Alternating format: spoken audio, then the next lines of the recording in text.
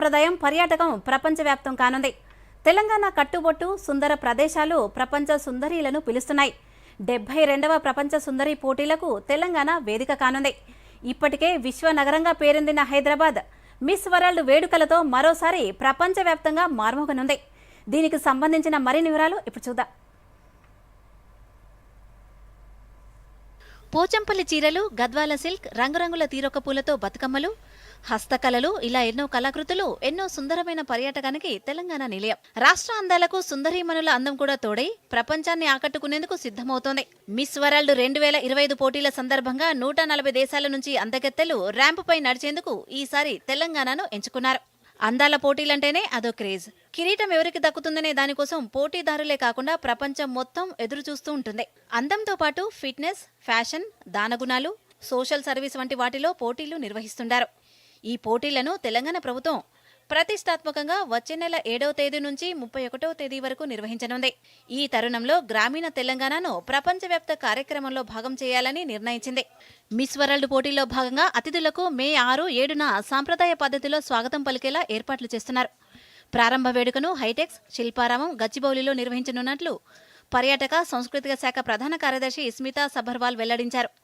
ఈ పోటీల్లో భాగంగా ఈ నెల 12న నాగార్జున సాగర్లోని కృష్ణానదీ తీరంలో ఉన్న బుద్ధ వనాన్ని ప్రపంచ సుందరీలు సందర్శిస్తారు. విజయ్ విహార్లో విడిది చేసేలా ప్రణాళికలు రూపొందిస్తున్నారు. వచ్చే నెల 15న విదేశీ యువతులను ఇక్కత్ వస్త్రాలకు ఫేమస్ అయిన భూధాన్ పోచంపల్లికి తీసుకెళ్లనుంది. ఇక్కత్ వస్త్రాల ప్రత్యేకతలను వివరించడంతో పాటు మగ్గలపై చేనేత వస్త్రాల తయారీ విధానం, ప్రత్యేకతలను వివరించేలా కార్యక్రమాలు చేపడుతున్నారు. చేనేత కార్మికులతో నేరుగా మాట్లాడించేలా ఏర్పాట్లు చేస్తున్నారు. ఈ మేరకు ట్రాన్స్లేటర్లను అందుబాటులో ఉంచనుంది. అమ్మాయిలంతా పోచంపల్లి ఇక్కత్ వస్త్రాలు ధరించి ర్యాంప్ వాక్ చేయనున్నట్లు సమాచారం.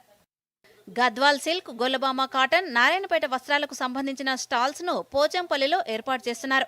తెలంగాణ హ్యాండ్లూమ్ అనే థీమ్ పెడుతున్నారు. మిస్ వరల్డ్ పోటీలో పాల్గొన్న అమ్మాయిలకు చేనేత దుస్తులు ధరించేలా రాష్ట్ర ప్రభుత్వం ప్రణాళికలు సిద్ధం చేస్తోంది. ఇందుకోసం స్థానిక, అంతర్జాతీయ డిజైనర్లను ఆహ్వానిస్తోంది. విదేశీ యువతులంతా చేనేత దుస్తులు ధరిస్తే ఆ రంగానికి చేయూతనిచ్చినట్లుంటుందని అధికారులు భావిస్తున్నారు. పోచంపల్లి, గద్వాల, నారాయణపేట వస్త్రాలతో సరికొత్త డిజైన్లతో దుస్తులు తయారు చేసి ధరింపజేసేలా ప్రణాళికలు సిద్ధం చేస్తున్నారు. మరోవైపు హస్తకళలకు పెద్దపీట వేస్తున్నారు. సిద్దిపేట చెర్యాల బొమ్మలపై పెయింటింగ్స్, నిర్మల్ బొమ్మలు, కరీంనగర్ సిల్వర్ ఫిలిగ్రీ వంటి కళాకృతులను స్టాళ్లలో ఏర్పాటు చేయనున్నారు. వివిధ దేశాల నుంచి వచ్చే అమ్మాయిలను ఆయా ప్రాంతాలకు తీసుకెళ్లి అక్కడి ప్రాధాన్యతలను వివరించనున్నారు. తద్వారా అంతర్జాతీయంగా ఆ ప్రాంతాలకు గుర్తింపు లభించి టూరిజం వృద్ధి చెందుతుందని భావిస్తున్నారు. యాదగిరిగుట్ట లక్ష్మీ నరసింహస్వామిని దర్శించుకోనున్నారు. అంతేకాకుండా రాష్ట్ర సచివాలయాన్ని సందర్శిస్తారని అధికారులు వెల్లడించారు. వారంతా ఆయా ప్రాంతాల్లో పర్యటించే సమయంలో తెలంగాణ వంటకాలను వారికి రుచి చూపించనున్నారు. దీంతో తెలంగాణ వంటలకు గుర్తింపు లభించేలా ప్రయత్నాలు చేయనుంది. వచ్చే నెల 18న హైదరాబాద్లోని సచివాలయం, ట్యాంక్ బండ్, నెక్లెస్ రోడ్ ప్రాంతాల్లో నైట్ కార్నివాల్ నిర్వహించనుంది. అలాగే తెలంగాణ గ్రోత్ స్టోరీ పేరిట రూపొందించిన ప్రత్యేక వీడియోను ఆ రోజు సాయంత్రం 3D ప్రొడక్షన్ మ్యాపింగ్ విధానంలో సచివాలయంపై ప్రదర్శించనున్నారు.